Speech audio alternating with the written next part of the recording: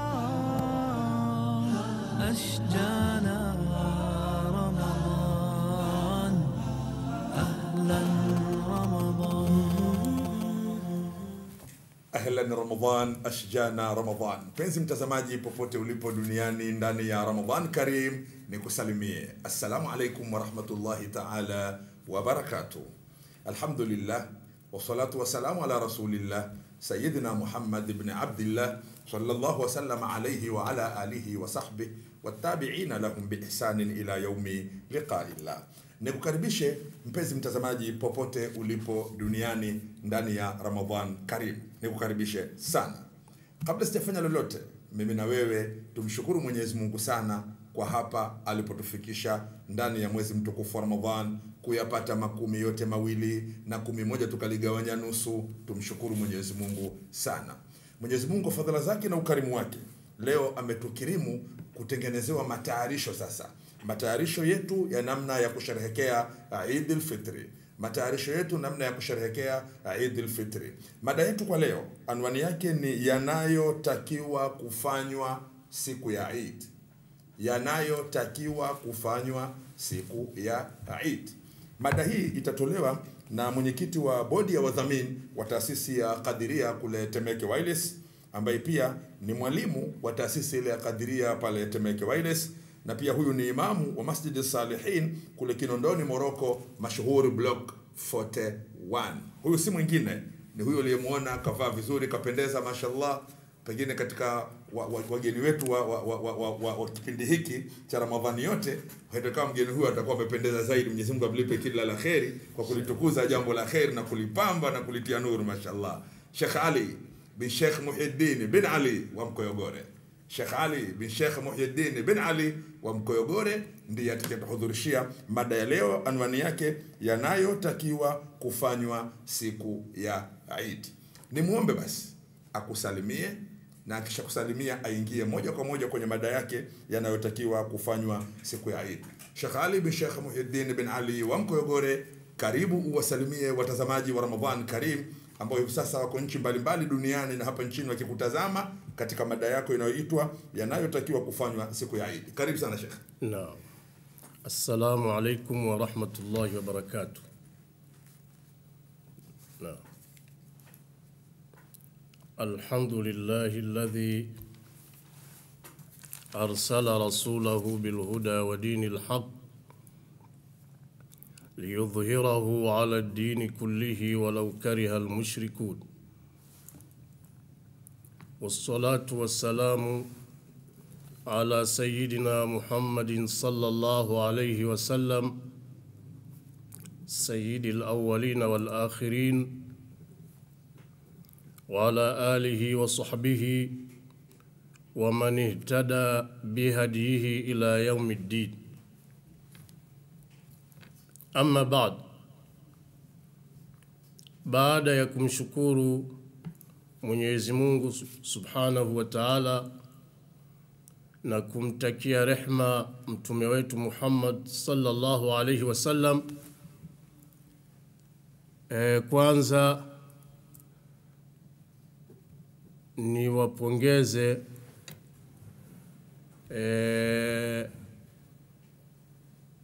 Radio Channel 10 kwa kuweza kurusha vipindi vyake hivi ambavyo vina faida kubwa sana. Inshallah Mwenyezi Mungu awajaze kila la kheri. Na la pili, kama alivyokwisha sema Abu Waid kwamba nichukue mimi nafasi hii ili niweze kuzungumzia mambo yanayotakiwa kufanywa siku ya Eid. Ni kwamba sasa hivi tupo ukingoni na ni mwisho wa mwezi huu wa Ramadhani. Bahati mbaya sana Ramadhani inaondoka kwa kasi sana, na hii yanikumbusha usemi wa mtu mmoja alivyosema, yasuru almar'u ma dhahaba al-layali wa kana dhahabuhunna lahu dhahaba. Mtu anafurahi siku zinapoondoka lakini kuondoka kwa hizo siku ndio kuondoka kwake mtu. Kwa hivyo Ramadhani ikiondoka na kila mmoja wetu anakuwa amepiga hatua kuelekea kaburini. Kwa maana hii tuchukue nafasi kwanza hii ya siku za mwisho za Ramadhani kuweza kuhakikisha kwamba tunazipatia faida. Mwenyezi Mungu atujalie hilo. Ama baada ya kumalizika Ramadhan, kinachofuata ni sherehe ya Eid. Na kwa kuwa Uislamu ni mfumo kamili wa maisha ya mwanadamu, haukumwacha Muislamu kwenda ovyo. Umemwekea taratibu hata namna ya kusherehekea sherehe zake. Achilia mbali sherehe zaidi, sherehe zote za Kiislamu zina utaratibu wake na zina adabu zake. Kwa hivyo leo tu tutachukua hii nafasi ya kuzungumzia yanayotakiwa kufanywa siku ya Eid. Miongoni mwa ambayo Muislamu anatakiwa ayaanze katika siku ya Eid, kitu cha kwanza kabisa, unapoandama ule mwezi wa mfungo mosi, basi pale pale aanze kuleta takbira, ile kusema Allahu Akbar, Allahu Akbar, Allahu Akbar. Yani mwezi ukiandama tu mfungo mosi, basi unaanza pale pale kuanzia magharibi ile.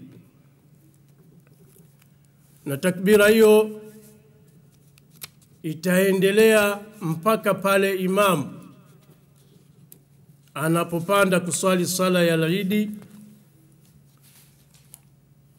ndio inakuwa mwisho wa takbira. Na hii takbira Mwenyezi Mungu Subhanahu wa Ta'ala ametutaka sisi tuilete ili tuweze kumshukuru yeye Mwenyezi Mungu Subhanahu wa Ta'ala. Katika aya ya 185 iliyo katika sura ya pili, suratul Baqara, Mwenyezi Mungu Subhanahu wa Ta'ala anasema baada ya a'udhu billahi minash shaitanir rajim, walitukmilu al-iddata walitukabbiru Allaha ala ma hadakum wa la'allakum tashkurun. Mwenyezi Mungu anazungumza na sisi, anasema walitukmilu al-idda, na mkamilishe hiyo hisabu ya Ramadhan. Walitukabbiru Allaha ala ma hadakum, na mumtukuze Mwenyezi Mungu kwa vile alivyokuongozeni, wala'allakum tashkurun, na ili mpate kumshukuru Mwenyezi Mungu. Baadhi ya wanazuoni wamesema hadha takbiru Eid al-Fitr, hii ndio takbiri ya siku ya Eid al-Fitr. Kwa hivyo Muislamu anatakiwa mwezi tu unapoandama basi alete sana takbira sehemu mbalimbali, zile ziwe kwa wingi sana. La pili ambalo Muislamu anatakiwa alifanye siku ya Eid ni kutoa zakatul fitri.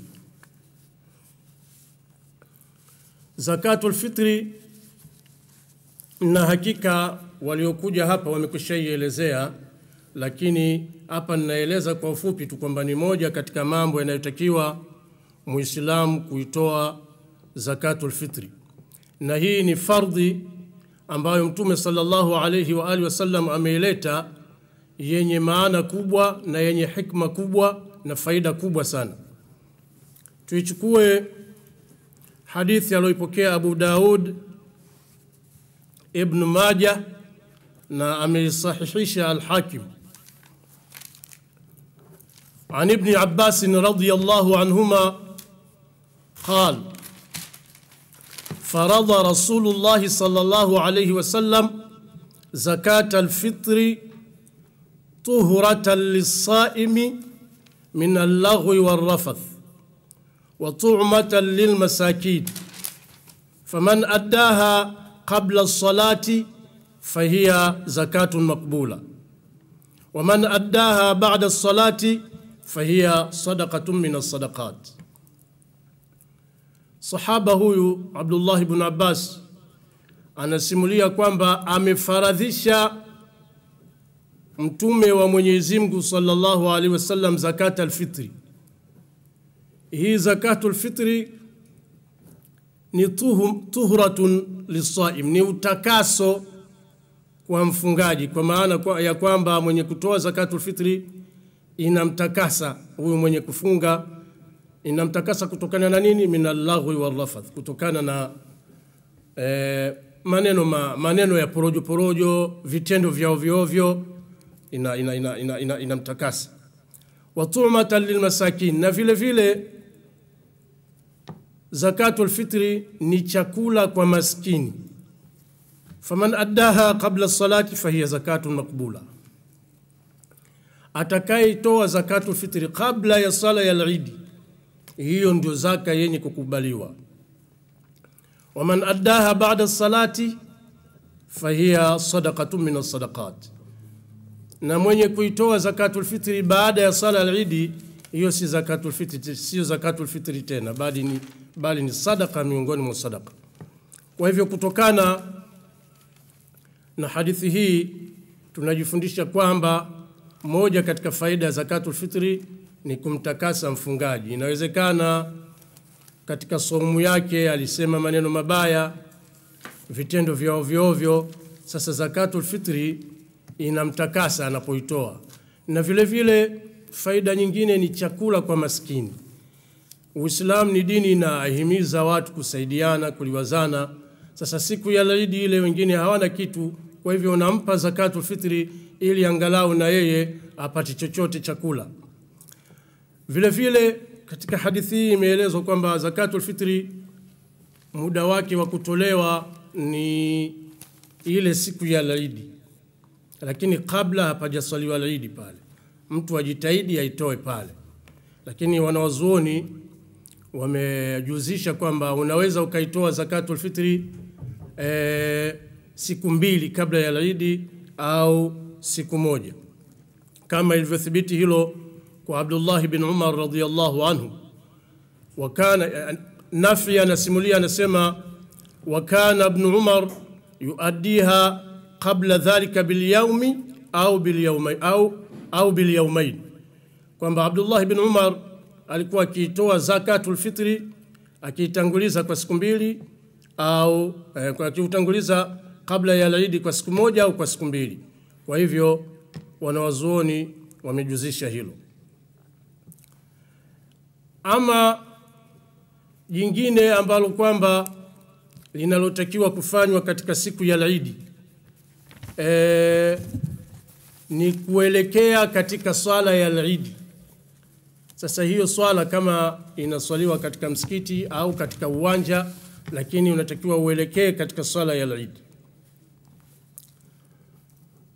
Na kuelekea katika swala ya Eid inatakiwa Waislamu wote wachukue watoto wao, mtu achukue familia yake aende katika swala ya Eid, kwa sababu ni siku ya furaha.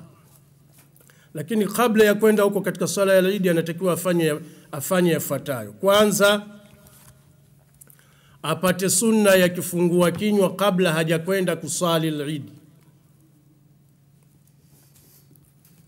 Na hivi ndivyo alivyokuwa akifanya Mtume sallallahu alaihi wasallam, kama ilivyothibiti katika hadith aliyopokea Imamu Ahmad na Imamu al-Bukhari kutoka kwa Anas. Kana an-nabiy sallallahu alaihi wasallam la yaghdu yawm al-fitr hatta ya'kula tamrat wa ya'kuluhunna witran, kwamba Mtume sallallahu alaihi wasallam alikuwa haendi katika swala katika ile siku ya Eid mpaka apate kula. Tena alikuwa anakula tende na tende zenyewe alikuwa anakula witri. Witri ni ile hesabu isiyogawanyika kwa mbili, 1, 3, 5 na kuendelea. Vile vile Buraida anasimulia kwamba kana nabii sallallahu alaihi wasallam la yaghdu yawm al-fitr hatta ya'kula wala ya'kul, na alikuwa Mtume sallallahu alaihi wasallam alikuwa haendi katika siku ya Eid al-Fitr mpaka ale chochote, wala yaakulu yawm al-adha hatta yarja, lakini ile siku ya Eid kubwa ya mfungo 3 Mtume alikuwa hali mpaka arejee nyumbani. Kwa hivyo tunajifundisha kwamba katika Eid al-Fitr ni sunna mtu apate chochote kabla ya kwenda katika swala. Ndivyo alivyokuwa akifanya Mtume sallallahu alaihi wasallam, na hii ndio maana ikaitwa Eid al-Fitr. Fitri ni kile kifungua kinywa, kabla mtu ajala chochote kifungua kinywa. Sasa imeitwa Eid al-Fitr kwa sababu mtu anaanza kupata chochote kabla hajaenda msikitini. Na sunna ni kupata tende, na kama hakupata tende basi chochote kile kilichokuwepo cha halali atakitumia. Vile vile kabla hajaenda msikitini sunna mtu akoge vizuri, kisha avae nguo nzuri kuliko zote alizokuwa nazo, kwa sababu ni siku ya sikukuu, siku ya furaha. Kisha apake manukato yaliyokuwa mazuri.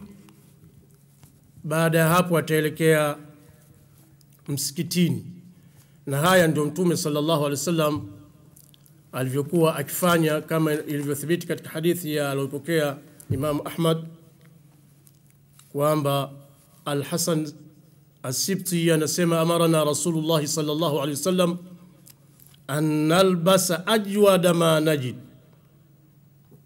alituamrisha Mtume sallallahu alaihi wasallam siku ya Eid tuvae nguo mzuri kabisa tunayoipata, wa an natatayyaba bi ajwad ma najid, na vile vile tujitie manukato yaliyokuwa mazuri sana tunayoyapata. Lakini katika swala hili la hii hadithi ameipokea Imamu Al-Hakim sio Ahmad, na katika swala la manukato hii ni kwa ajili ya wanamume tu, lakini wanawake hawatakiwi kwenda wananukia sana katika uwanja wa Eid kwa sababu ya fitna. Vile vile katika yanayotakiwa siku ya Eid ni kutofautisha njia, sunna kutofautisha njia. Yani ni sunna kwenda kwenye swala ya Eid kwa njia nyingine na kurudi na njia nyingine. Yani mtu asirudi njia ile ile aliyokuja nayo. Hii ni sunna, lakini ikiwa mtu ataamua kwenda na njia hiyo na kurudi na njia hiyo hakuna ubaya. Lakini imethibiti katika hadithi ya Jabir an Jabir radhiyallahu anhu قال Jabir radhiyallahu anhu amesimulia, anasema kana an-nabiy sallallahu alayhi wasallam idha kana yawm Eid khalafa at-tariq, ni kwamba alikuwa Mtume sallallahu alayhi wasallam itakapokuwa siku ya Eid anatofautisha njia. Bali kuna riwaya nyingine ya Abu Huraira iko wazi zaidi. Abu Huraira anasimulia kwamba kana an-nabiy sallallahu alayhi wasallam idha kharaja ila al-Eid raja'a fi ghairi at-tariq alladhi kharaja fihi, rawahu Ahmad wa Muslim wa Tirmidhi, kwamba Mtume sallallahu alaihi wasallam alikuwa anapotoka kwenda katika siku ya Eid anarudi katika njia ambayo sio ile aliyokuja nayo. Kwa hivyo hiyo ni sunna, na kuna hikma nyingi. Miongoni mwa hikma za kubadilisha njia kwanza ni kukutana na watu wengi. Watu utakaokutana nao wakati unakuja sio utakaokutana nao katika wakati unarudi, maana utakuwa unapita njia nyingine. Na kama ulikuwa unakuja unakutana na maskini, mafakiri, unawapa sadaka, wakati wa kurudi basi utakutana na wengine. Kwa hivyo wale uliowapa sadaka wakati wa kuja na watakuwa wengine vile vile unawapa sadaka wakati wa kurudi. Vile vile hikma ya kupita njia nyingine ilithibiti kwamba Mtume sallallahu alaihi wasallam wakati alivyokwenda katika Eid msikitini kusali Eid, wakati alivyokwenda kusali Eid Mayahudi walimsubiri njiani wakati wa kurudi, walidhania kwamba ingerudi na njia hiyo, lakini Mtume sallallahu alaihi wasallam hakurudi na njia hiyo. Kwa hivyo hii ni kuonesha kwamba mahasidi wapo na watu wabaya wapo. Kwa hivyo mtu anaweza kukuona kwamba unakwenda kwenye Eid, sasa akakuvizia njiani, anajua wewe utarudi na njia ile, lakini wewe unarudi na njia nyingine. Kwa hivyo ni sunna mtu kutofautisha njia kwenda na njia nyingine na kurudi na njia nyingine. Vile vile katika huku kuhudhuria katika sala, nilitanguliza kusema wote wanatakiwa wahudhurie. Hata wale wanawake waliokuwa katika siku zao wanatakiwa waende katika Eid, waende katika kusikiliza khutba. Lakini wao kama Eid inasaliwa msikitini, hawatoingia msikitini, bali watakaa nje ya msikiti kwa ajili ya kusikiliza khutba na khutba ya Eid na mawaidha mengine. Ama kama swala ya Eid inasaliwa katika uwanja, wanawake walio katika siku zao watahudhuria hapo uwanjani, lakini watakaa kando kuwapisha wenye kuswali Eid, kisha watasikiliza khutba ya Eid na mawaidha. Vile vile katika ambayo yanatakiwa siku ya Eid ni kufurahi, kucheza na kuimba kwa furaha. Lakini kucheza huku na kuimba huku kusivuke mipaka ya Allah subhanahu wa ta'ala. Kusiwe kucheza ambako ndani yake mna madhambi. Zisiwe nyimbo za ovyo ovyo, bali kucheza na kufurahi kwa nyimbo zilizokuwa mzuri, kwa sababu ni siku ya furaha na Uislamu ni dini inakwenda kwa nyakati zote. Wakati wa furaha unataka uonekane kwamba unafurahi, wakati wa msiba uonekane kwamba upo katika msiba. Sasa kwenye furaha unaruhusiwa wewe kucheza, kuimba, lakini kwa mujibu wa maelekezo ya Uislamu. Kama ilivyotokea wakati wa Eid moja, mama Aisha anasimulia kwamba Wahabeshi walikuwa wanacheza mbele ya Mtume sallallahu alaihi wasallam katika siku ya Eid. Mama Aisha anasema na mimi nikawatazama, nikachungulia kupitia katika bega la Mtume. Mtume aliinamisha bega lake ili mama Aisha apate kuangalia vizuri. Mama Aisha sasa nikatazama mpaka pale nipo hamu yangu ilipoisha, nikaenda zangu. Wala Mtume sallallahu alaihi wasallam hakumkataza. Isipokuwa tunachosisitiza hapa kwamba kucheza huku na nyimbo hizi ni zile nyimbo ambazo kwamba Uislamu unazikubali, na michezo ambayo Uislamu unaikubali. Vile vile yanayotakiwa siku ya Eid kupika chakula na kuandaa vinywaji vya halali. Ni sunna siku ya Eid kupika vyakula vizuri kabisa kuliko siku za kawaida, kwa sababu upo kwenye furaha, hakuna haja ya kujibana, na kuandaa vinywaji vizuri vya halali. Vinywaji hivyo wakala, wakanywa, na wengine wakawapa ndugu, jamaa, majirani, mayatima, maskini, wajane na kadhalika, wana watu wenye matatizo. Haya yote siku ya Eid Muislamu anatakiwa ayafanye. Vile vile yanayotakiwa katika siku ya Eid kutembeleana na kupongezana na kupeana zawadi. Ni vizuri kutembeleana kwa furaha na kupongezana kwa kumaliza Ramadhani vizuri, kwa kumaliza Ramadhani salama, kwa kumaliza Ramadhani kwa amani. Watu wanapongezana na kupeana zawadi.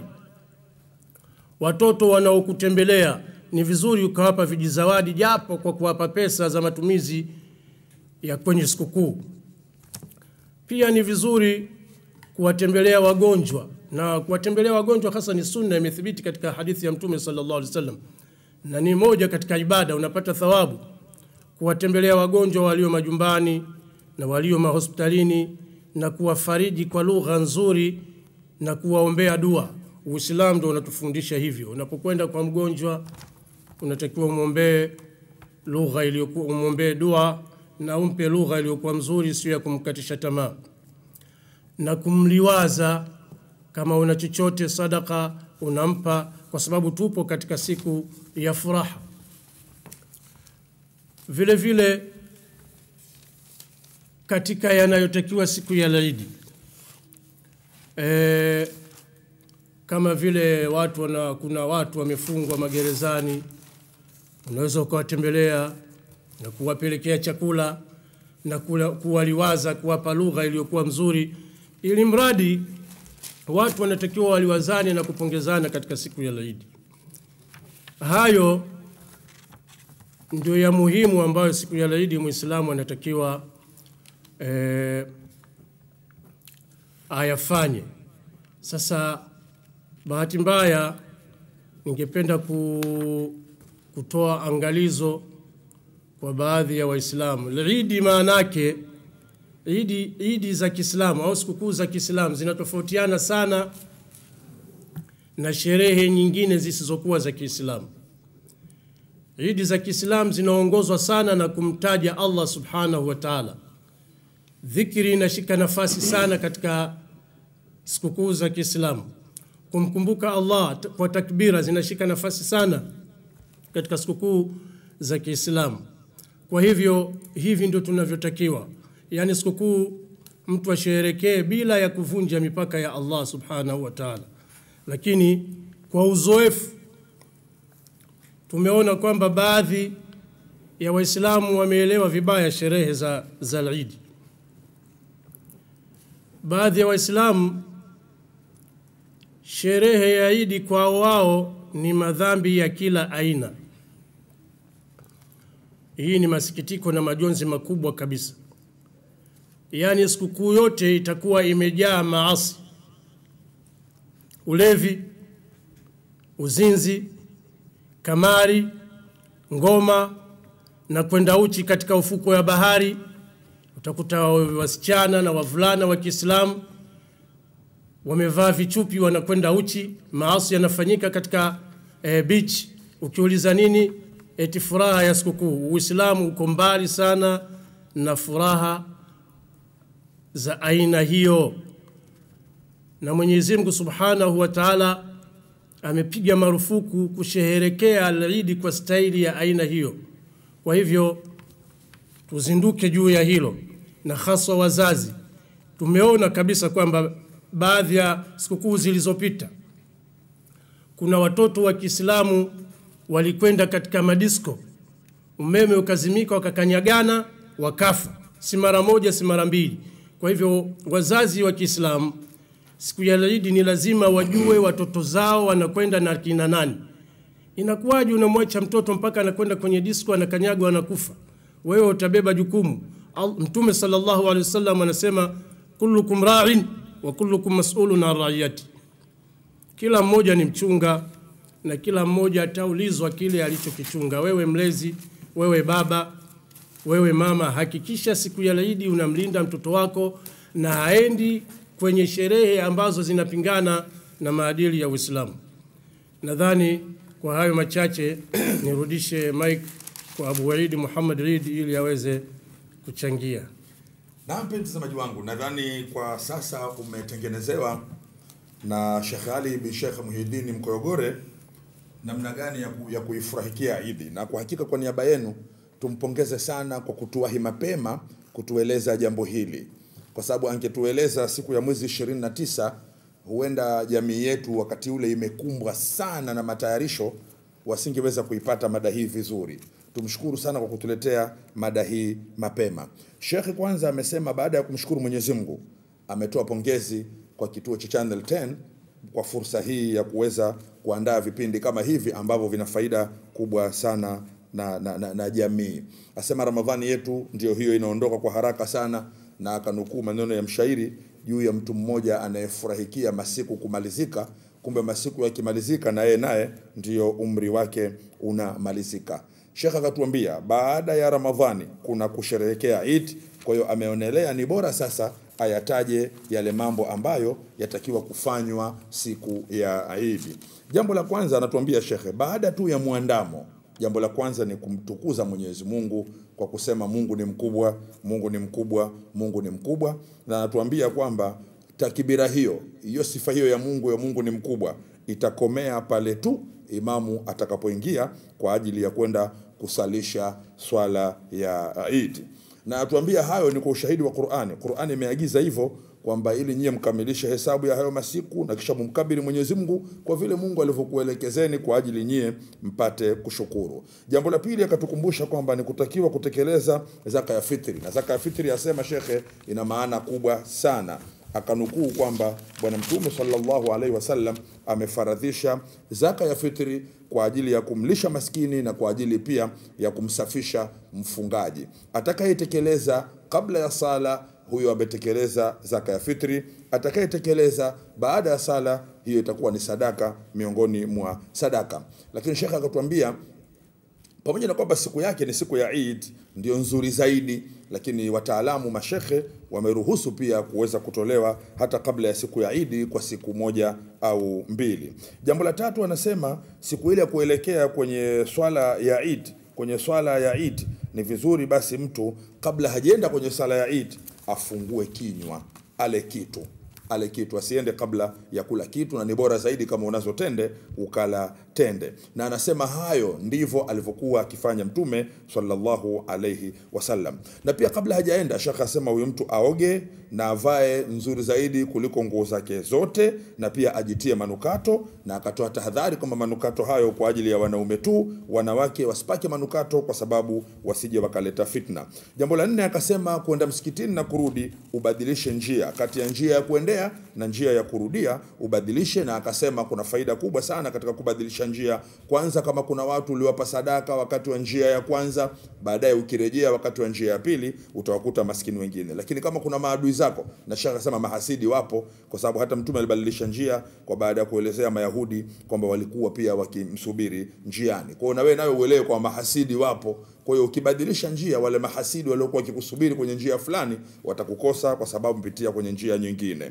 Katika kuswali Eid anasema hata wanawake nao pia wanatakiwa kuelekea eneo la kuswalia Eid, na ikiwa Eid itaswaliwa msikitini, basi wale wanawake ambao wana dharura wakae nje ya msikiti, na kama itaswaliwa kwenye uwanja basi wakae pembeni, ili na wenyewe nao waweze kupata ile baraka ya khutba na mawaidha kwa wale wanawake ambao wana dharura. Ama wale ambao hawana dharura watashiriki moja kwa moja ndani ya swala yenyewe. Jambo la 5 asema siku ya Eid ni siku ya kufurahi, kucheza, ila mchezo wako usipetuke mipaka ya Mwenyezi Mungu. Na hayo yote yamepokelewa kwa bibi Aisha radhiallahu anha kwamba Wahabeshi walikuwa wakicheza, alafu Mtume akamficha mke wake, akawa bibi Aisha anawachungulia Wahabeshi wanaocheza. Jambo la 6 asema tupike vyakula vizuri, tuandae vyakula vizuri, tena vizuri vile vya halali, kwa sababu ni siku ya furaha. Jambo la 7 asema tutembeleane, tupeane zawadi, tutembelee wagonjwa pamoja na kuwafariji na kuwaombea dua. Hiyo ni siku maalumu ya Eid, siku ya kuliwa zana. Pia kutembelea katika maeneo ya magereza, na pia anasema shekhe atowe angalizo. Eid ya Kiislamu anwani yake ni kumtaja Mwenyezi Mungu, lakini uzoefu ni kwamba wako baadhi ya Waislamu wameigeuza siku ya Eid kuwa ni siku ya madhambi makubwa, siku ya kufanya ulevi, ngoma na kwenda bila nguo katika mabichi, na hata watoto wadogo kuachiwa wakenda disco mpaka baadaye wakafa watoto hao. Na shaka katahadharisha akasema Bwana Mtume anatuambia kila mmoja wetu ni mchunga na Mungu atamuuliza juu ya uchungaji wake. Nimekuwa nikiandika hutuba Sheikh ili mtazamaji usije ukakosa faida hii ambayo Sheikh ametoa, na sasa nataka nimpumzishe Sheikh alafu nifungulie laini zangu ili tuweze kuzungumza na Sheikh. Wacha tupumzike kidogo. Kampuni ya Superdor, wasambazaji wako wa kongwe wa matairi hapa nchini, wanakuletea aina mpya ya matairi Michelin Energy XM2. Matairi ya Michelin Energy XM2 yametengenezwa kwa teknolojia ya kisasa na pekee, maalum kwa majanga na vishindo vya barabarani. Matairi ya Michelin Energy XM2 ni magumu, hunesa kama mwanzi, hupunguza gharama na hudumu kwa muda mrefu. Safiri salama kwa kutumia matairi ya Michelin Energy XM2.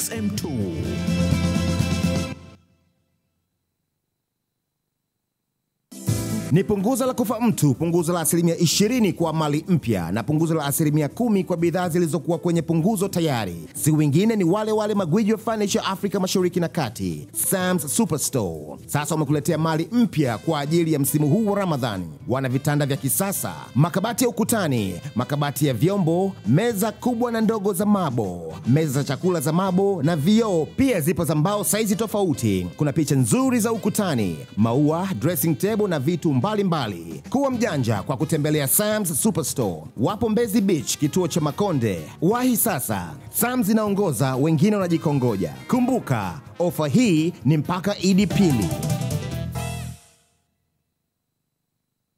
Karibu kwa huduma ya TSN Supermarket inayopatikana karibu nawe hapa jijini Dar es Salaam. Huduma ya TSN Supermarket zinapatikana katika matawi yetu ya Bamaga, Upanga, Mikocheni na Tegeta. Mwezi huu wa Ramadhani, TSN Supermarket inakupatia wewe mteja wetu ofa ya punguzo la bei ya bidhaa mbalimbali katika maduka yetu yote. Pia ukitembelea maduka ya TSN utapata chaguo la aina mbalimbali ya bidhaa na vyakula kutoka hapa nchini, Kenya, Dubai, Afrika ya Kusini na nchi za Ulaya. Isitoshe, TSN ndio supermarket pekee inayokupa ofa mbalimbali na bidhaa kibao za thamani ya pesa yako. Ili kuhudumiwa vyema, maduka yetu yako wazi kuanzia saa 2 asubuhi hadi saa 4 usiku siku zote na hata siku za mapumziko. TSN Supermarket, kwa bidhaa zenye ubora wa hali ya juu na zenye thamani ya pesa zako siku zote. Karibu tena TSN. Tunakutakia kila laheri na baraka mwezi huu wa Ramadhani.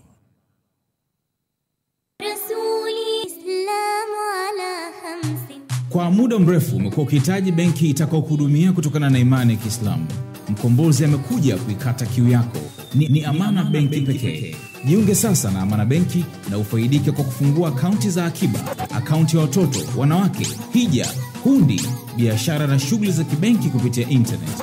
Amana Benki itakuwezesha kufanya shughuli za kifedha bila kuathiri misingi ya imani yako na kuzingatia sheria. Kwa mahitaji ya huduma za kibenki zinazofuata sheria, Amana Benki ndiye rafiki wa kweli.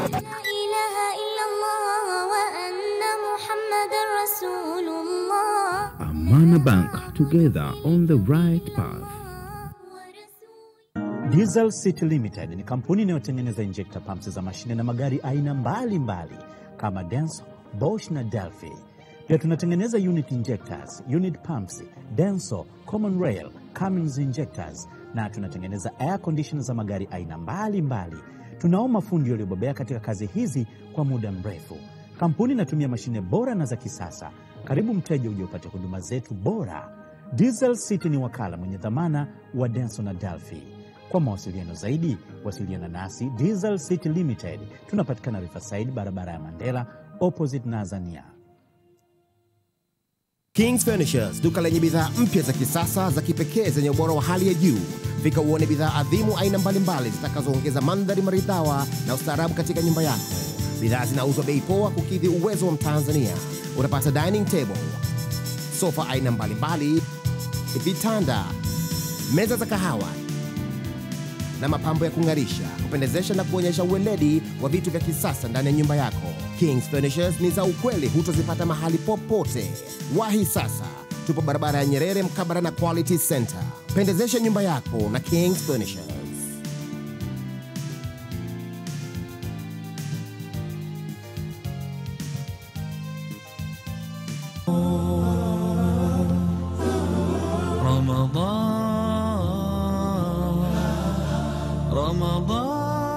رمضان أشجانا رمضان أهلا رمضان. Laini zangu nimezifungulia zote. Laini yangu ya simu za kimataifa nimeifungulia, ingawa wewe mtazamaji wangu wa ndani ya nchi unapenda kukera.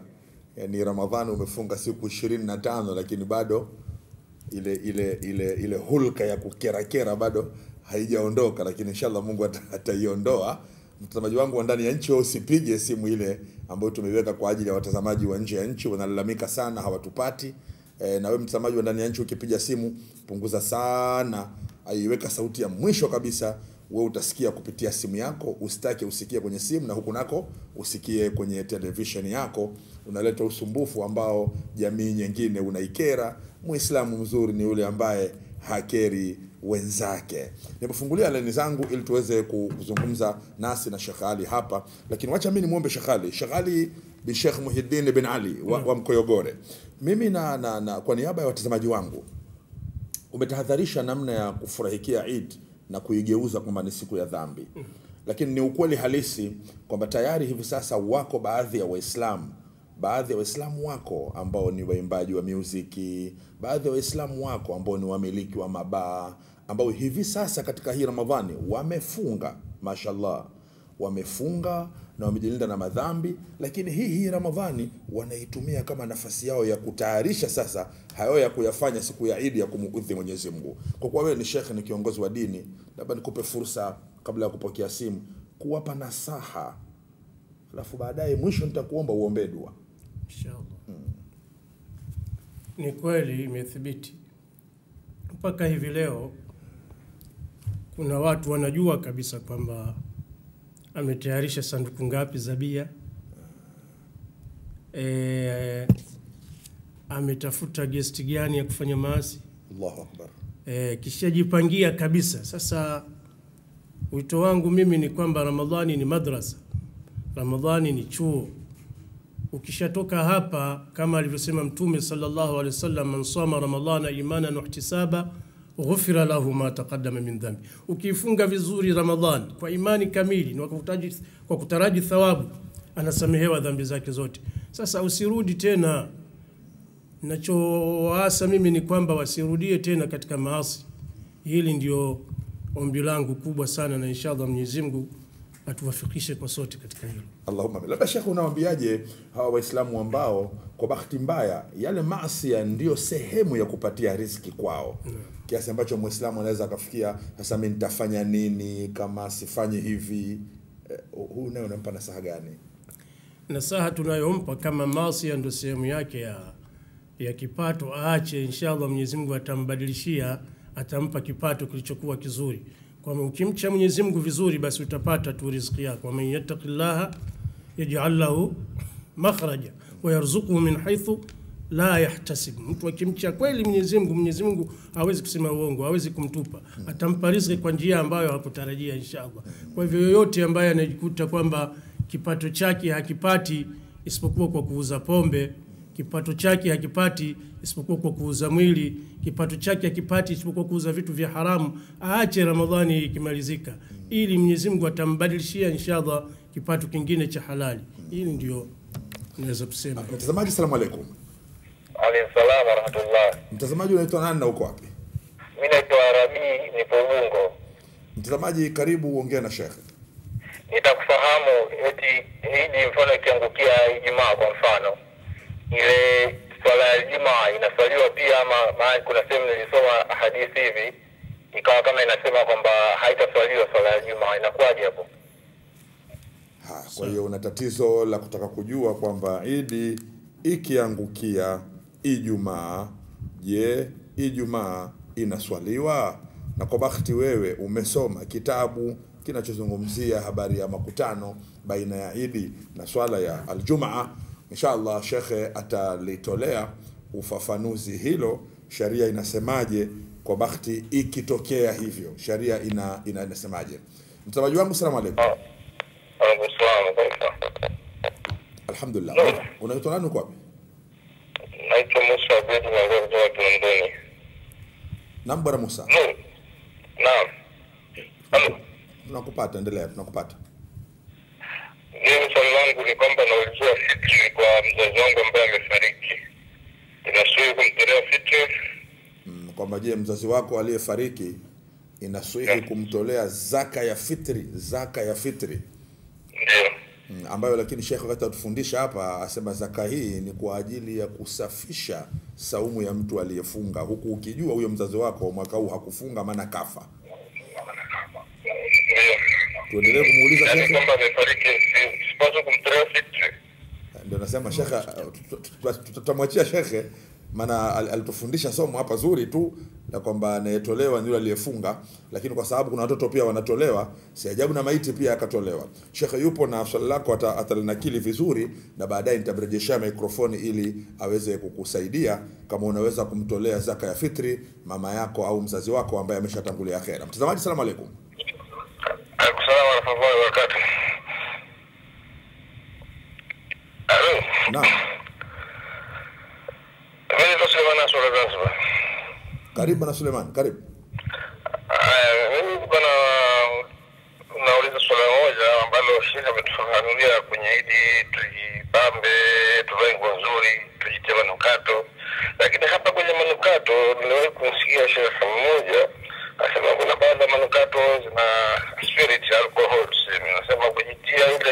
na kama umejitia ulevi. Sasa na nyingine ndo kwa hazandiki hizi kama alcohol hujui. Sasa hii kwanza inasihi, maanake wanasema kwa kupata udhu wala na salatu rahisi. Na jambo la pili, huku kwetu Zanzibar kuingia mtindo, unakuwa tunajua tunasherehe wenyewe za kutembeleana na nini, lakini sasa hivi imekuwa kuna wimbi kubwa sana la watoto wa kimaskini. Utakuta wanakuja makundi kwa makundi kwenye majumba. Sasa mwisho huyo anakuwafanya, sasa inabidi ujikomee. Sasa hapa tunapata hukumu gani jamani? Nafikiri tutasaidia hapa. Haya, manukato ambayo yana alcohol, je, vipi na yenyewe yatafaa? Ni swali la msingi. Manukato kama manukato hayo Sheikh ameshakutuambia. Sasa kuna manukato ambayo yana alcohol, kama je mtu anaweza akajipaka nayo au vipi? Na watoto wanaoomba wamekuwa wengi mpaka wamelazimika ndugu zetu kule Zanzibar kujifungia milango. Sheikh analisemeaje hilo? Atalijibu inshallah. Mtazamaji, salamu alaykum. Wa alaykum salam. Naitwa Fatma Kareko hapa. Karibu mama. Nilikuwa nauliza swali, kwenda kuzuru makaburi kwa wanawake siku ya Eid inafaa? Haya, Sheikh atalifafanua pia hilo Inshallah. Kwenda kuzuru makaburini wanawake siku ya Eid, je, kunafaa? Inshallah Sheikh atalifafanua. Asalamu alaykum. Kaondoka mtazamaji, tulikuwa tunataka tumuwahi lakini mazingira yamemuondoa. Mtazamaji, asalamu alaykum. Hello. Assalamu alaykum. Wa alaykum salaam wa rahmatullahi wa barakatuh. Unaitwa nani, uko wapi? Karibu, ongea na Sheikh. Mimi niko Ilemela, Mwanza. Mtazamaji wetu kutoka Ilemela, Mwanza. Mimi nilikuwa na swali na nilikuwa na maoni. Ulikuwa na swali na maoni, karibu. Maoni yangu ndio na wasihi waliokuwa wanafunga mwezi mtukufu wa Ramadhani, naam, alafu ikaingia Eid, ndio wakaacha ibada walizokuwa wanafanya mwezi mtukufu wa Ramadhani. Ndio. Sasa natolea mfano, ndio, kama mtu kalima shamba, ndio, mazao yakakuwa karibia kuvuna, ndio, akamwagia petroli, akayatia moto, ndio, shamba lake, naam, sawa sawa na mavuno ya mwezi mtukufu wa Ramadhani, naam, alafu ikaisha Ramadhani, akarudi kwenye maasi, mfano wake ndo kama hivyo, kuyatia moto sababu zake alizozipata. Katika swali langu nilikuwa nausia na unauliza kwa mtu alikuwa anaumwa katika mwezi mtukufu wa Ramadhani akala, ikiisha Ramadhani kwanza afunge deni, alipe deni lake au afunge sita kwanza? Ndio swali langu. Basi Sheikh amenakili inshallah hilo kwamba je, ushauri wa kishekhe nini? Alipe kwanza madeni yake Ramadhan au afunge sita? Sheikh inshallah tafafanua yote hayo inshallah. Inshallah. Asalamu alaykum. Wa salamu alaykum. Naam, msamaji mwingine anakuona unaomba line. Asalamu alaykum.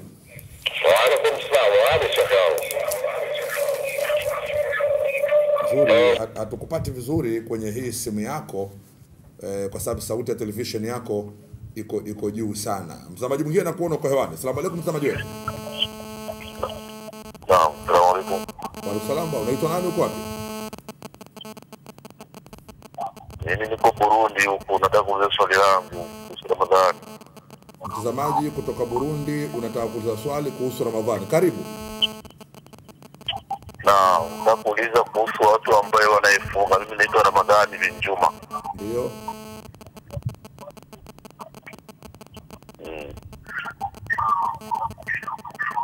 Uliza tu. Kila nini hao watu ambao wanaifunga kufuturu msikitini, je, wana haki ya kutoa zakatul fitri? Wale ambao wanafadhiliwa kufuturu misikitini, na wana haki ya kutoa zakatul fitri. Naam. Kwa hiyo wenyewe wanawajibikiwa kutoa zaka ya fitri wakati wao hawana uwezo, wanafuturishwa misikitini? Nao wanadai kama wanaweza kutoa zakatul fitr.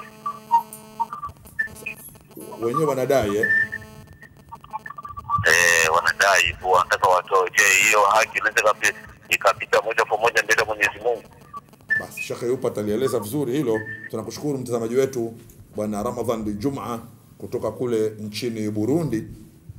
Na inshallah Sheikh atalifafanua hilo kwamba je, namna gani wale watu ambao wao wenyewe wanataka watoe zaka ya fitri na wao hawana uwezo, wanafuturishwa msikitini, je, ni kweli wanawajibikiwa kutoa zaka ya fitri? Inshallah Sheikh Ali bin Sheikh Muhyiddin bin Ali wa Mkoyogore atafafanua inshallah. Mtazamaji mwingine uko hewani. Asalamu alaykum mtazamaji wetu. Alaykum salaam Abu Said hapa kutoka Kenya. Abu Said kutoka nchini Kenya, karibu. Kwanza nawashukuru kampuni zote zilizothamini kipindi hiki cha Ramadhan Karim. Naam. Tumepata faida kubwa sana mpaka leo. Alhamdulillah. Sisi watazamaji hatuna kitu yote cha kualifa, lakini kwa mwezi huu mtukufu inshallah Mwenyezi Mungu atawapa kila la kheri katika biashara yao. Allahumma amin. Waepushe na kila jambo la shari na wao. Allahumma amin. Na wewe pia Mungu atakupa kila la kheri na familia yako, akupe maisha marefu inshallah na saumu makubuli inshallah. Allahumma amin. Swali langu liko hapa. Mimi nafanya kazi yangu ni Muislamu. Ndio. Anafunga nampa mshahara. Ndio. Sasa katika hii zakatul fitri. Ndio. Inabidi nitolee pia na yeye. Basi Sheikh atalijibu inshallah hilo. Alafu kama nikumtolea naweza kumpa pia yeye. Ile ya kwake au ile ya kwako? Kwangu yani. Lakini yeye tena kwa vile yuko kwangu mfanyikazi wangu nastahili nimtolee ama yeye mwenyewe atajitolea?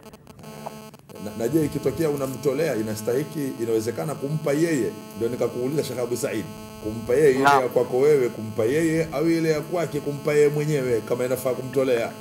Maana hapo kuna falsafili hapo.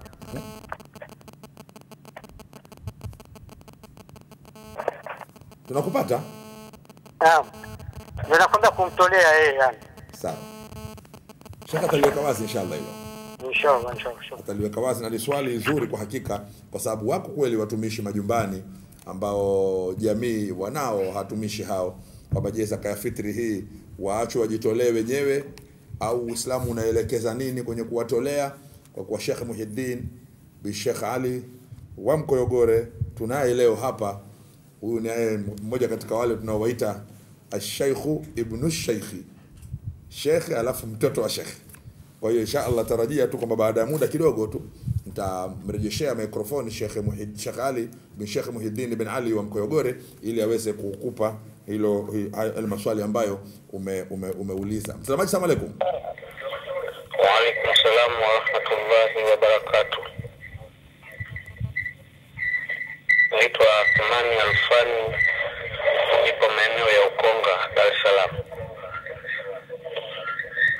Swali langu nataka kumuuliza Sheikh, ameeleza mambo ya zakatul fitr ambayo inatakiwa upewe maskini.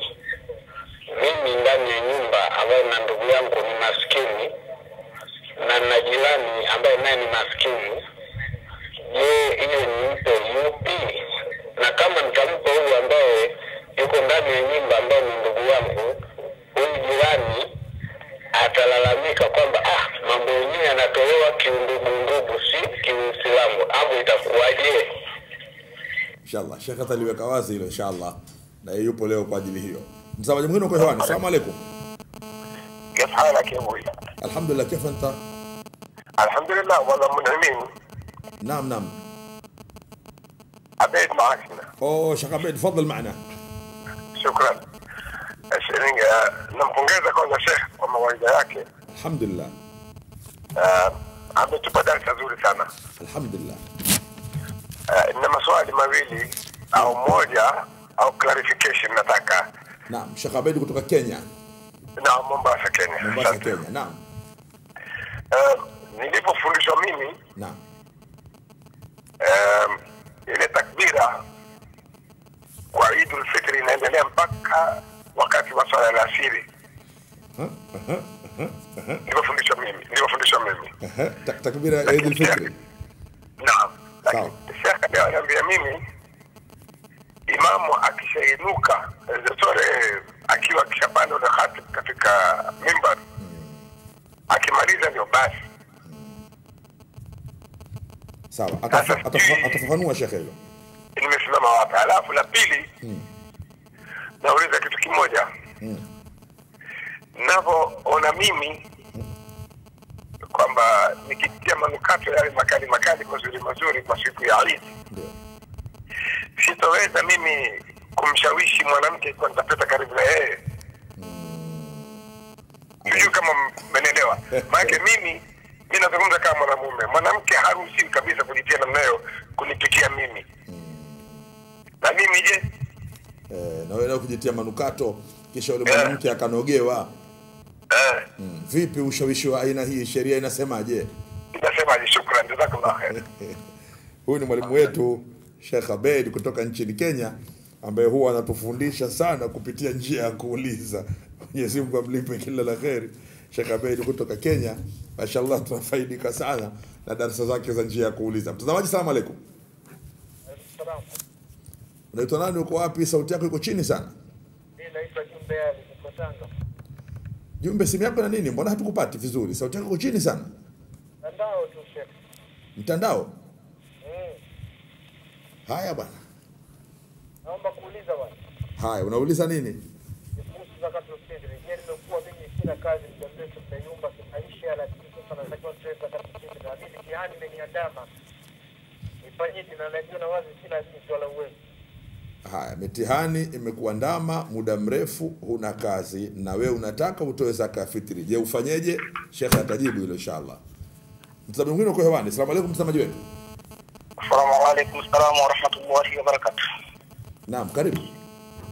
Abu, napiga simu kutoka Mombasa, Kenya. Bwana Abu kutoka Mombasa, Kenya, karibu uzungumze na Sheikh Ibn Sheikh. Naam, tayeb. Sasa Sheikh, swali langu la jana nafikiri linaambatana na mada ya Sheikh aliyonayo hapo kuhusu ikhtilaf. Hususan za kufunga ama za Eid, hususan pia wakati wa Eid. Je, Sheikh, kama jana nilivyokufafanulia, ijapo upungufu wa sarafu nitoa hewani, hili la ikhtilafu kwamba zilikuwepo wakati wa Mtume kuanza kufunga na kufungua, je, zilikuwapo katika kijiji kimoja ambapo msikiti kwa msikiti wanaswali tofauti ama wanaanza kufunga tofauti, ama ndani ya nyumba sisi utakuta kama hizi nyumba zetu za Kiswahili za kukodisha, utakuta jirani yako amefunga, wewe uenda kuswali Eid. Je, pia hizi ikhtilafu zilikuwa wakati wa Mtume ama zimeanza hivi sasa? Na kama hazikuwepo, hakuna watu kama mimi nimefunga kwa mfano ndani ya Shaabani, kizani kwamba ni Eid, ni Ramadhani ameingia, mwenzangu bado itikadi yake yeye bado ni Shaabani. Kuna mtu ambaye amefunga ndani ya Shaabani ama amekula ndani ya Ramadhani. Hali kadhalika katika Eid hitilafu pia ziko.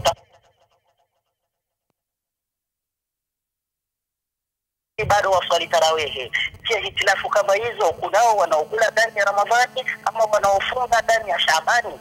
Kwa mfano kama sahihi tunatarajia Eid na lazima hitilafu zitakuwepo, na hususan mashekhe wetu nyinyi ndio mnatukoroga, kwa maana sisi tuwafuata nyinyi. Utakuta huu msikiti wapiga takbiri, huu msikiti wa swali tarawih, na yote msikiti yameambatana yote. Je, shekhe, hapo sisi huwa tuamue kivipi? Kwa maana kila mmoja ana hoja zake za kuridhisha. Hapo sasa kila mmoja afate vipi ili tusije tukaangukia katika mtego aidha wa kufunga ndani ya Shaabani ama ya kufunga ya kula ndani ya Ramadhani. Kwa hivyo hii sasa Eid itapokuja, mimi kuna mfano ulitokea katika Eid iliyopita, kuna shekhe imamu wa msikiti aliswali Eid mara mbili. Nikamuuliza vipi, kwa sababu yeye ndani ya msikiti ni msikiti unasimamiwa na wafadhili. Yule mfadhili amemwambia msikiti wangu nataka leo upige takbir, na yeye kulingana na elimu yake aliyonayo ajua wazi kwamba leo kesho si Idi, lakini kwa usawishi na kwa sababu ya kupoteza unga alienda akaswali shahidi kesho, naye akaswali Idi yake, akasema ile niliamrishwa na mfadhili wangu ambaye ananisimamia katika ule msikiti. Je, hii khilafu hii kweli ilikuwa kwa wakati wa Mtume? Shukrani wa jazakallahu khair. Nakushukuru sana, na Sheikh amekupata vizuri sana, hasa hii nukta ya huu mfadhili anemswalisha imamu wake Idi ili mwenyewe mfadhili aswalishwe Idi yake, alafu imamu atasubiri Idi yake anayoitakidi yeye. Tumefurahi sana, lakini hasa kile kipengele cha kwamba mashekhe wamekuwa na hoja mbili tofauti na kila mmoja hoja yake inaridhisha. Inshallah Sheikh ataliweka wazi hilo ili tuweze kujifunza inshallah, na nadhani ni swali la msingi na la ukweli kabisa. Mtazamaji, salamu alaykum. Salamu alaykum mtazamaji wetu. Hatukupati, ongeza sauti yako.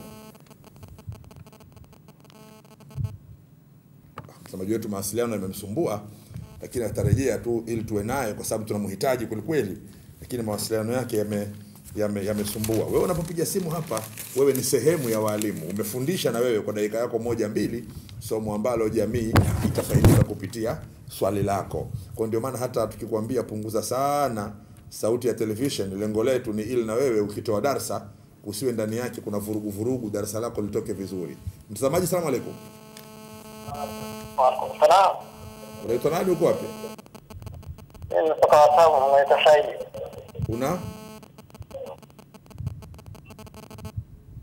Unaitwa Said? Bwana Said simu yake imekatika.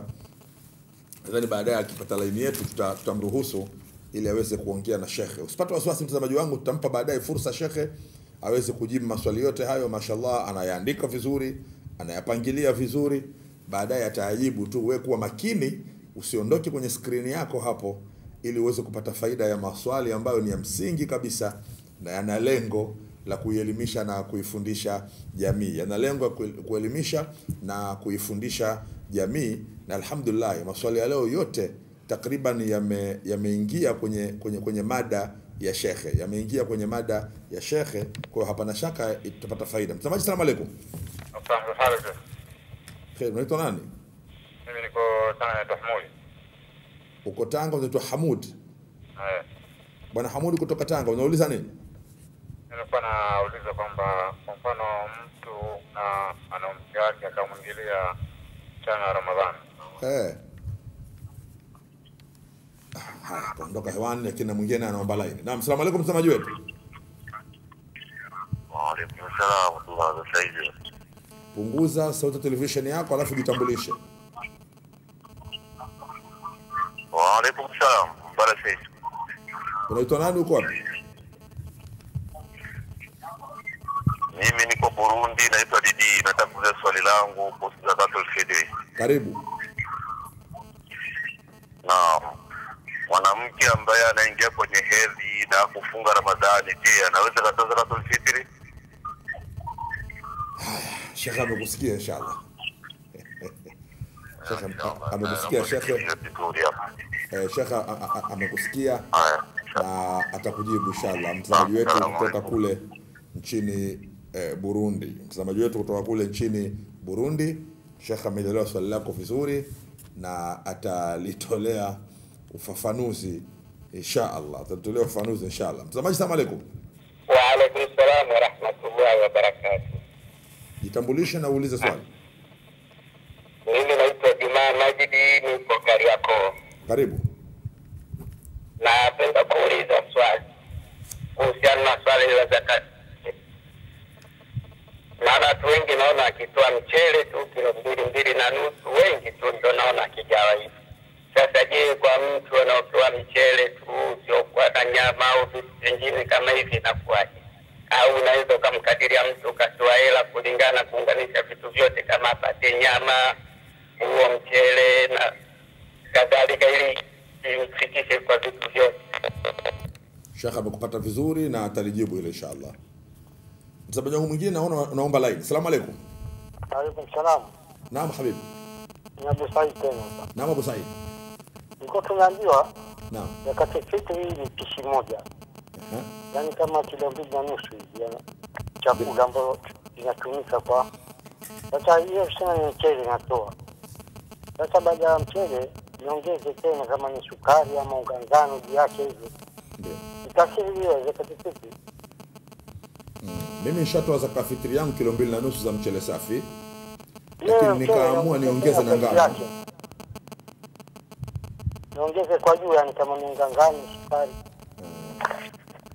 Kwa bana yenyewe hii itahesabiwa katika zakatul fitri? Naam. Barakallahu fik. Barakallahu fik. Na Sheikh atalifafanua hilo na ni muhimu sana hiyo kujua kama tunaweza kumfariji yule mwenye matatizo siku ya Eid kwa kumuongezea ziada ya ile zakatul fitri, kwa maana yenyewe itapata hadhi au thamani au malipo ya zakatul fitri. Sheikh ataliweka wazi inshallah hilo katika nukta zake nyingi alizozungumzia leo kwenye zaka ya fitri. Mashallah, watazamaji wetu mmetulia vizuri hapo mmepaelewa vizuri na Sheikh atafafanua inshallah. Mtazamaji, asalamu alaykum. Alaykum salam. Unaitwa nani, uko wapi? Haya, asalamu alaykum mtazamaji wetu. Halo, asalamu alaykum. Asalamu alaykum. Mtazamaji tunakupata. Asalamu alaykum. Mawasiliano yamemsumbua mtazamaji wetu, lakini tutamrejesha baadaye pale ambapo atakuwa mawasiliano ni mazuri ili tuweze kupata faida. Mtazamaji, asalamu alaykum. Wa alaykum salam. Halo. Tunakupata. Unaitwa nani? Mimi naitwa Bashir, niko Tanga huko. Bashir, karibu. Nilikuwa naulizia hivi. Mimi niko kwenye mitihani sasa hivi kuhusu habari ya kikazi. Je, na nia kutaka kutoa sadaka ya fitri na kila kitu kinachohusu mambo ya Eid. Sasa uwezo sina, je, nifanyeje? Haya, uwezo wa zakatul fitri huna. Je, ufanyeje? Na nia ya kutoa unayo, lakini kwa sasa upo katika mitihani. Sheikh amelipata vizuri swali lako, amelielewa vizuri, amelinakili vizuri. Inshallah atatupa muongozo wewe kama wewe na kila ambaye yupo katika hali kama wewe atapata muongozo inshallah. Mtazamaji, asalamu alaykum. Asalamu alaykum. Wa alaykum assalam wa rahmatullah.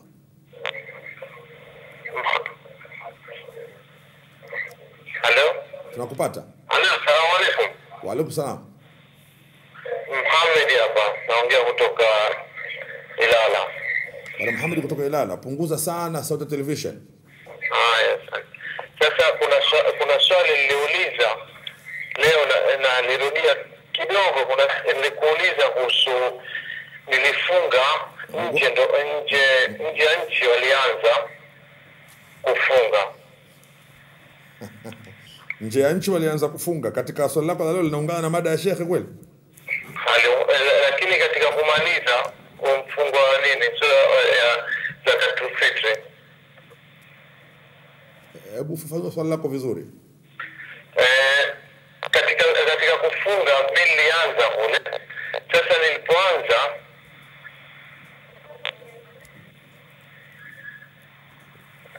mbona wewe ndio ulianza kufunga alafu swali lako linapotea, inakuwaje? Katika kufunga nilianza kule kufunga.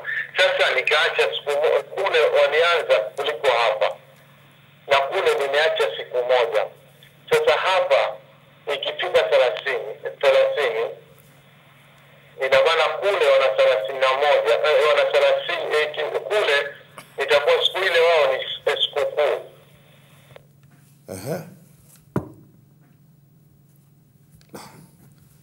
Haya, mawasiliano nayo yamekataa, lakini labda mtazamaji wangu akijipanga vizuri baadaye akirejea anaweza kutumia muda mfupi sana wa kuweza kuzungumza na Sheikh ili na wengine pia wampate Sheikh. Mtazamaji, asalamu alaykum.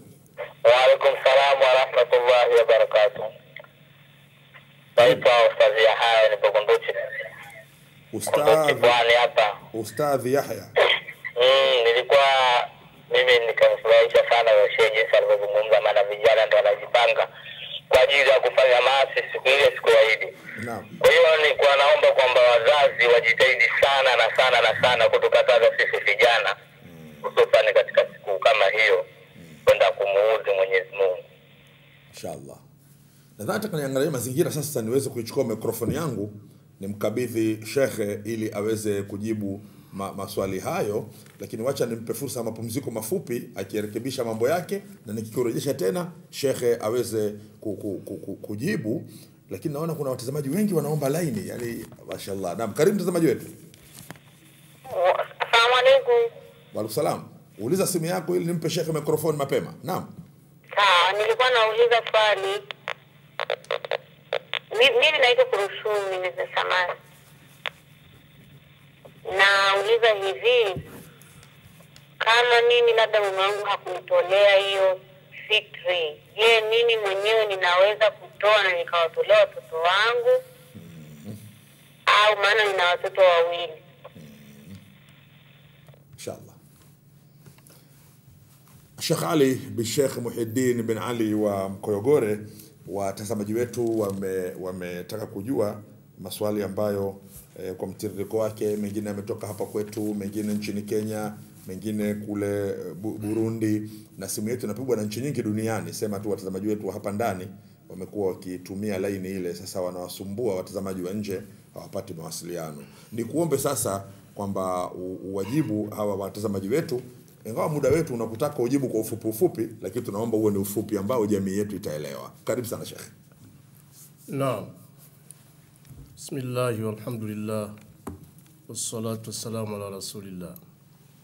Maswali ni mengi na mengine yapo nje ya mada yetu, lakini tajaribu kujibu yale ambayo na yaweza kuyajibu. Al-kamalu lillah. Swali la kwanza, Bwana Rabi yeye aliuliza kwamba Eid ikiangukia siku ya Ijumaa, yeye kwa mujibu wa alivyosoma kwamba Ijumaa itakuwa inaporomoka. Ni kweli kama hivyo alivyosoma, ni kwamba kama Eid ikiangukia Ijumaa na yeye akaenda kuswali Eid, basi ana hiari kati ya kwenda katika Ijumaa au kuswali ya dhuhuri. Ndani limeeleweka. Ama Bwana Musa kutoka Kinondoni, yeye anauliza kwamba mzazi aliyefariki inasihi kumtolea fitri, yani mzazi wake amefariki. Sasa je, inasihi kumtolea fitri? Haisihi. Haisihi kumtolea mzazi wako aliyefariki, watolee waliokuwa hai. Swali jingine kutoka kwa Bwana Suleiman,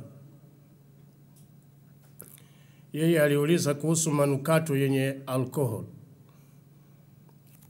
Swali lake la kwanza ni hilo. Ni kwamba hii mtu kuona tabu katika manukato au namna gani, kama ikithibiti kwamba hayo manukato yana najisi, yatakuwa hayafai. Lakini Mtume alichotuambia tupake manukato. Kwa hivyo ni juu yako kuangalia ni manukato gani ambayo hayana najisi ndani yake. Ingawa sisi tumesema manukato, lakini juu yako ikithibiti kwamba kuna baadhi ya manukato sio mazuri, basi haifai kuyatumia. Alafu swali lake jingine anasema kwamba watoto wamekuwa ombaomba wengi sana katika majumba, wanakwenda makundi kwa makundi mpaka inabidi wafunge milango yao kuwakimbia hao watoto. Ninachosema kwamba msiwakimbie, wapeni tu lugha nzuri. Kama hamna chochote, mnawaambia tu Allah karimu, Mwenyezi Mungu ni karimu, tukipata tutakusaidieni, kuliko kuwafungia milango, watakuwa na huzuni kubwa zaidi. Wapeni lugha iliyokuwa mzuri na Mwenyezi Mungu atakulipeni kila la kheri, kwa sababu mnania. Lakini sasa watoto wamekuwa wengi. Swali la Bi Fatima kutoka Kariakoo, yanauliza kuzuru makaburini wanawake wakati wa Eid.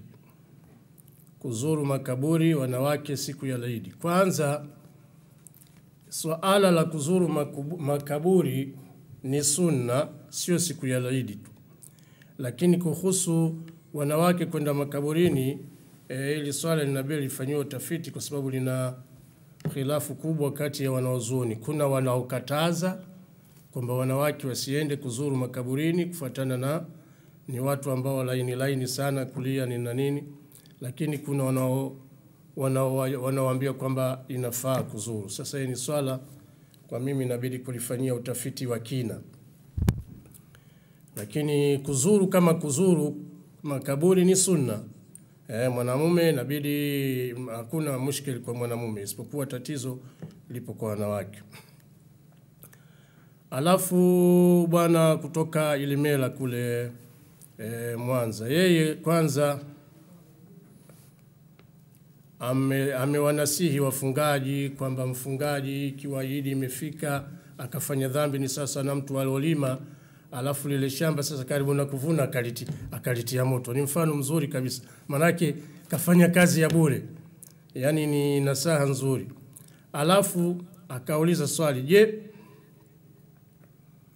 yeye ana deni la mwezi wa Ramadhani na vile vile anafunga ya siku 6, atangulize nini? Atangulize deni au kufunga siku 6? Atatanguliza deni. Fadainullah ahaq, deni la Mwenyezi Mungu lina nafasi kubwa ya tanguliza kulipa deni, kwa sababu hilo deni ni fardhi na kufunga siku 6 ni sunna. Kwa hiyo fardhi inatangulizwa, tanguliza kulipa deni lako, halafu utafunga siku 6. Bwana kutoka Burundi huyu anasema kwamba kuna watu wanafadhiliwa kufuturu msikitini, alafu na wenyewe eti wanataka watoe zaka. Hao ni wenyewe inabidi wapewe zaka kwa sababu hawana kitu, maskini. Ikiwa wanafadhiliwa kufuturu msikitini katika mwezi wa Ramadhani, alafu wenyewe na wao wanataka watoe zaka, inaonekana hao ni maskini. Kwa hivyo wenye zaka inabidi wawape hao wanaofadhiliwa. Swali jingine, Abu Said kutoka Kenya, yeye kwanza anaulizia kuhusu anamfanya kazi wake anampa mshahara. Sasa je, amtolee zakatul fitri au asimtolee?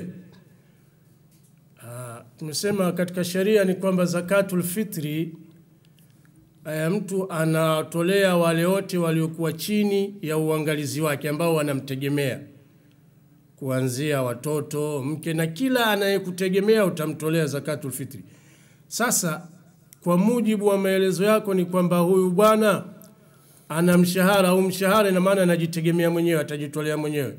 Lakini kama yupo kwako unamlea itabidi umtolee.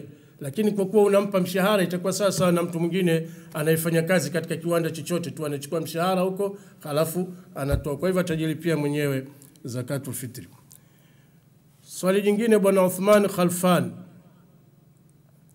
yeye anasema ana ndugu yake maskini na jirani yake maskini. Sasa ampe nani? Ampe jirani, kwa sababu huyo ndugu ni katika watu ambao wewe unatakiwa uwatolee zaka kwa watu wengine, kwa sababu anakutegemea. Kwa hivyo mpe jirani yako hiyo zakatul fitri, kwa sababu huyo ndugu anakutegemea, uweze ukampa tena yeye hiyo zakatul fitri. Bwana Abedi kutoka Tanga anasema nilivyosoma mimi, bwana Abedi, kwamba takbira ya siku ya Eid inaishia salati al-asri alivyosoma yeye. Ni kweli wafoka kulli dhi ilmin alim, lakini kwa kumsaidia arejee angalau fiqh sunna ya Said Sabiq kwamba sala ya Eid ya mfungo mosi inaishia imamu akipanda pale tu kusoma khutba, ndio takbira inaishia pale. Hiyo unayoeleza wewe ni Eid ya mfungo 3, hiyo inaendelea siku 3 ya ayamu tashriq, afu inamalizika al-asr. Na kwa kukusaidia angalau rejea kitabu fiqh sunna, kwa wepesi tutapata hizo habari, na vitabu vyote vya fiqh wanaelezea hivyo. Imamu akishapanda kutoa khutba na takbira inaishia hapo, hii takbira ya mfungo mosi, si aishi aiendelee tena mpaka al-asr. Ustadhi Jumbe Tanga, yeye anasema hana kazi lakini anataka kutoa zakatul fitri. Unajua sheria adinu yusr, dini ni nyepesi, uzito tunaotia mwenyewe. Sasa wewe huna kazi, utatoaje? Faqidu shay'i la yuti, ambaye hana hatoi. Wewe inabidi upewe, wewe maskini. Wewe utoi, utapewa wewe maskini. Kubali kwamba wewe maskini, watu wakupe zaka. Abu Mombasa, Kenya, yeye alizungumzia swali kwa nje ya mada, kwa sababu atuzungumzie ikhtilafu za kufunga na kufungua, na hili lina maelezo mengi, kwa sababu hizi ikhtilafu zimeanza tangu karne za nyuma, kwa hivyo ni vigumu kuziondoa hivi sasa. Kwa hivyo cha msingi ni kwamba hili swali liko nje ya mada yangu mimi. Ikhtilafu za kufunga na kufungua, labda tupange siku nyingine wakutane wataalamu wazungumzie hiyo, lakini pamoja na hivyo khilafu hizi sijui kama, wallahu alam, Mungu ndo anayejua namna gani zitakwisha. Na aliyoyasema kweli yote yapo. Kuna watu wanafunga tofauti kama ilivyo, lakini ili iko nje ya mada yangu. Sheikh Hamudi Tanga, yeye amesema mfano mtu kakutana na mkewe mchana wa Ramadhani. Ili nalo lipo nje ya mada, lakini kwa kuwa tuko ndani ya Ramadhani na ni hukumu ya Ramadhani, mtu akikutana na mkewe mchana wa Ramadhani, hukumu yake mambo matatu. Kwanza, ataachia huru mtumwa, na kama hana mtumwa, kama miaka hii karne hizi hakuna watumwa, basi utakwenda katika hukumu ya pili, utafunga siku 60 mfululizo. Kwa hivyo mtu akikutana na ahli yake mchana wa Ramadhani, atafunga siku 60 mfululizo. Na kama atakuwa na udhuru wa kisheria unaokubalika, daktari kampima uwezi kufunga na nini, basi atalisha maskini 60, kila maskini mmoja atampa kibaba kimoja cha chakula cha mji husika. Hiyo ndio hukumu ya mtu mwenye kukutana na mkewe mchana wa Ramadhani. Kwa hivyo hukumu ya kwanza, kuachia huru mtumwa. Watumwa sasa hatuna, tunakwenda hukumu ya pili, ni kufunga siku 60 mfululizo. Sasa hii kufunga siku 60 mfululizo ni lazima. Manake tukisema ana hiari kati ya kufunga siku 60 au kulisha maskini, matajiri wengi watakuwa wanalisha maskini, tena sio 60, hata 100, 200, lakini atafukuwa anaendelea na huo mchezo. Kwa hivyo itabidi afunge siku 60 ili apate kuonja joto ya jiwe ya yale aliyoyafanya. Mama kutoka Burundi huyu, sijui kama ni mama kutoka Burundi, anauliza kwamba mwanamke mwenye hedhi, huyu ni mwanamume aliuliza, mwanamke akiwa katika siku zake zile na hakufunga Ramadhani, je, atatoa zakatul fitri? Atatoa zakatul fitri, kwa sababu kutoa zakatul fitri yeye hapo imeingia ni dharura. Hakufunga kwa sababu ya yupo katika siku zake, inaonekana siku zake zikisha ataendelea na somo. Kwa hivyo atafunga hii, atatoa hiyo zakatul fitri. Juma Majid kutoka Kariakoo, yeye anauliza hivi, zakatul fitri watu wanatoa mchele tu, nyama hakuna, viungo hakuna, sasa inakuwaje hapo? Ndio anavyouliza Sheikh, nikufahamishe kwamba adinu yusur, dini ni nyepesi. Sasa ukijishadidia, ukijiongezea wewe mwenyewe mizigo, basi itabidi uibebe. Lakini sheria inasema kwamba zakatul fitri ni chakula kinachohusika katika mji ule. Sasa huku kwetu pwani ni mchele, kwa hivyo wewe utampa mchele. Sasa kama unataka kumuongezea nyama, viungo vya pilau, hiyo tiania, sasa unamuongezea sadaka. Mwenyezi Mungu atakulipa malipo ya sadaka, na ni uzuri zaidi. Lakini usichukue kwamba hiyo nyama ndio itakuwa katika miongoni mwa zakatul fitri. Wewe toa zakatul fitri yako, sasa utamuongezea hiyo tena, utatiania ya sadaka. Abu Said, yeye ndio swali lake linafanana na bwana Juma Majid, sasa kwamba nimuongezee kama ngano hivi vitu vingine. Wewe mpe zakatul fitri, alafu hivyo vingine vya kumuongezea unafanya kama unampa sadaka. Sio kwamba ukimpa zakatul fitri ukimuongezea na ngano na vitu vingine vyote upate hiyo thawabu ya zakatul fitri. Ni vitu viwili tofauti. Zakatul fitri ni zakatul fitri, na hivyo vingine mpe kama sadaka. Bwana Bashir kutoka Tanga, yeye anasema yupo kwenye mtihani mkubwa kabisa na hana uwezo wa yeye kutoa zakatul fitri, yupo kwenye mtihani mkubwa. Swali hili nadhani ndio linafanana na yule aliyouliza kwamba anataka kutoa lakini kama huna uwezo Maana hana uwezo afanye nini? Kama una uwezo basi faqidu shay la yutik, asiyokuwa na kitu hawezi kutoa, bali wewe utapewa. Bwana Muhammad kutoka Ilala, huyu bwana alisema kwamba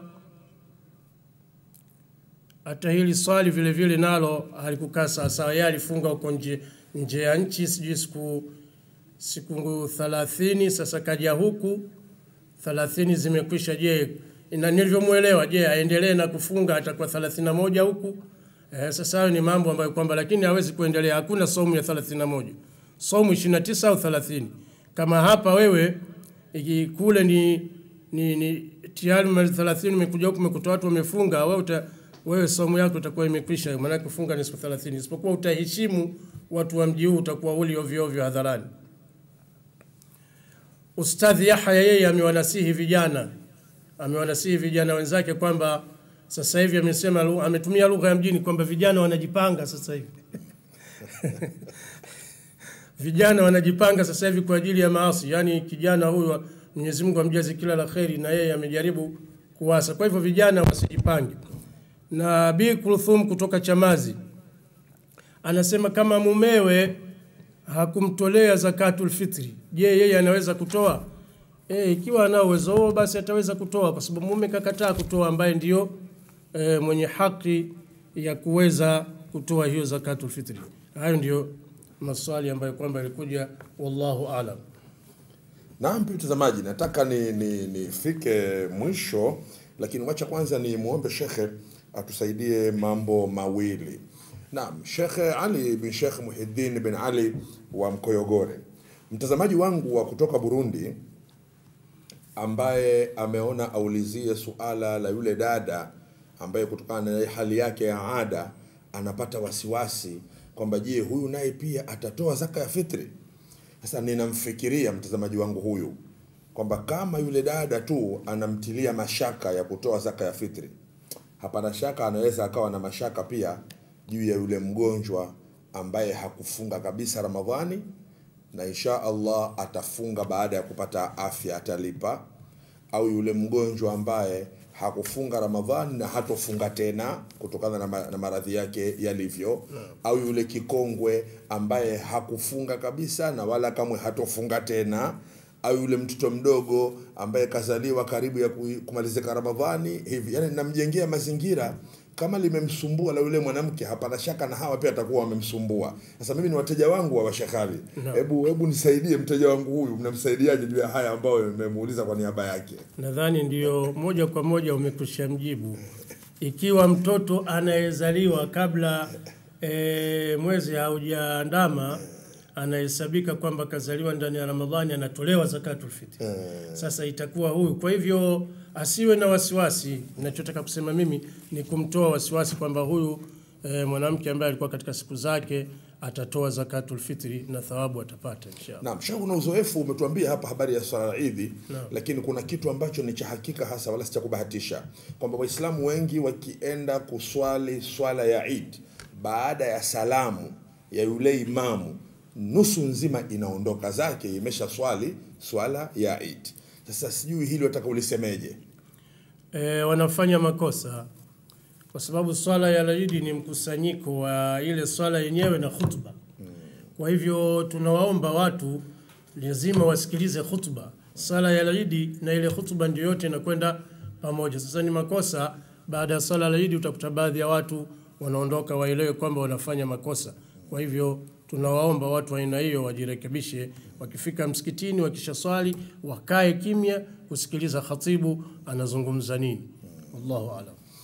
Sheikh, kuna mawazo kwamba kwa kuwa wengi hawakai, labda ni tatizo lipo hilo la kuondoka wakati wa ile khutba. Sasa yako mawazo kwamba kwa nini maimamu wetu basi wale watu wakati wanajaa labda wakatishe takbira kidogo, alafu wautumie muda ule kuwaeleza kile ambacho watakisoma kwenye khutba, ingawa kwa Kiswahili kama sehemu tu ya muhtasari, alafu baadaye waswali Eid na walete khutba halisi. Mawazo haya yatakubaliana na sheria? Ilivyothibiti kwamba Mtume sallallahu alaihi wasallam alisali Eid khalafu ndio akatoa hutuba. Kwa hivyo hayo ni kweli mawazo mazuri, lakini hayakubaliani na mwenendo wa Mtume sallallahu alaihi wasallam. Kinachotakiwa si tufuate mwenendo wa Mtume, baada ya sala ndio inafuata hutuba. Hivi ndivyo ilivyo.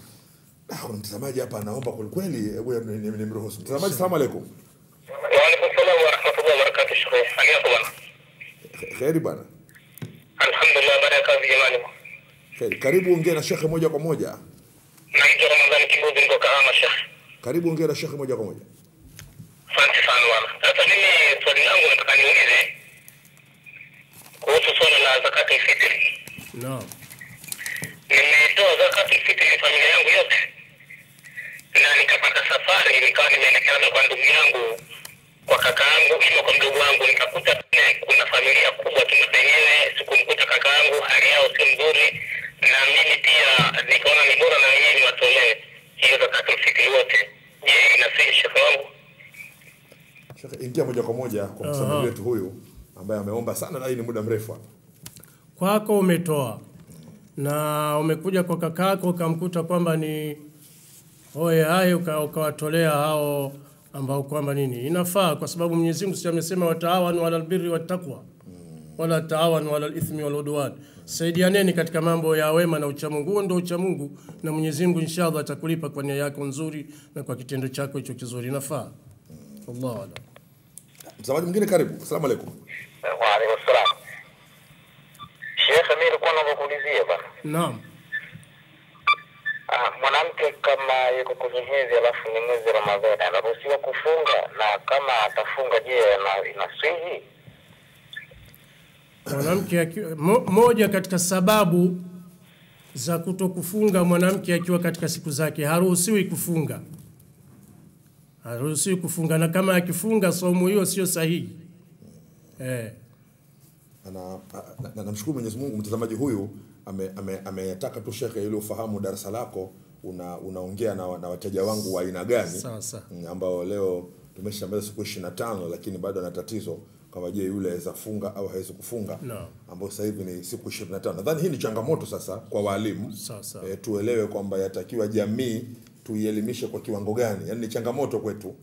Ni changamoto kubwa sana. Mtazamaji mwingine pia naomba. Asalamu alaykum mtazamaji wetu. Hello sir. Assalamu alaykum. Naam. Haya, simu yake imekatika, lakini ilikuwa na yeye pengine tujue anataka kuuliza nini. Na mwache Sheikh nikupumzishe kidogo, alafu niangalie mazingira, lakini nadhani kila nikiangalia saa yangu mashallah saa imekwenda kweli. Sasa siwezi kuendelea. Nataka nikuombe tu Sheikh utuombee dua, na uiombee dua nchi yetu, uombee dua viongozi wetu, uombee dua ndugu zetu kule Kenya ambao tuna uchaguzi, ndugu zetu kule Uganda ambao wana matatizo yale ya maradhi, ndugu zetu kule Syria, mauaji yamekuwa makubwa, maajali mengi nchini kwetu. Lakini pia hata hii jamii inayoandaa sikukuu hivi sasa, majumba hayana amani kama mtu watoto wake hawajakaa vizuri. Na imani kabisa kwa dua zenu nyewe watu wa kheri, Mungu atafanya mepesi yote hayo. Karibu Sheikh, tufunge kipindi kwa dua yako. Inshallah. Bismillahirrahmanirrahim. Alhamdulillahi rabbil alamin wassalatu wassalamu ala rasulillah sallallahu alaihi wasallam. Tunamuomba Mwenyezi Mungu kwanza atukubalie saumu zetu na atufutie makosa yetu na atujalie kuwa ni watu wenye kupata kheri hapa duniani na huko akhera. Mwenyezi Mungu awanusuru Waislamu duniani kote. Kila nchi, Uislamu hauna mipaka. Kenya, Syria, Iraki, duniani kote, Misri, Somalia, katika kila nchi zenye matatizo Mwenyezi Mungu awanusuru Waislamu. Kuna magonjwa sasa hivi yanaingia, kuna ugonjwa wa Ebola, ugonjwa mbaya. Mwenyezi Mungu nao vile vile atunusuru sisi na wenzetu ambao tayari umekushafika katika ugonjwa. Ni muhimu Mwenyezi Mungu Subhanahu wa Ta'ala awanusuru Waislamu duniani kote na awape kheri na wajalie waimalize Ramadhani kwa salama. Wassallallahu ala sayyidina Muhammadin wa ala alihi wa sahbihi wasallam. Alhamdulillah. Sheikh, kwa niaba ya watazamaji wangu ni kushukuru sana. Mwenyezi Mungu akulipe kila la kheri, na tarajia kwamba tutakuita tena, kwa sababu kwa hakika leo haukuwa na mawaidha, kulikuwa na darasa. Na nina imani kabisa kama darasa hili limeleta manufaa makubwa. Barakallahu fik. Mtazamaji wangu, sasa tia nia ili tuweze kufunga kipindi. Na waitu sawma ghadin an adai fardhi Ramadan hadhihi sana imana wa ihtisaba lillahi ta'ala, nanuia kufunga kesho kutekeleza fardhi Ramadhan kwa ajili ya Mwenyezi Mungu hali ya kuwa ametukuka. Jina langu naitwa Muhammad Eid Muhammad Abu Eid. Nikuage, wassalamu alaikum wa ila liqa.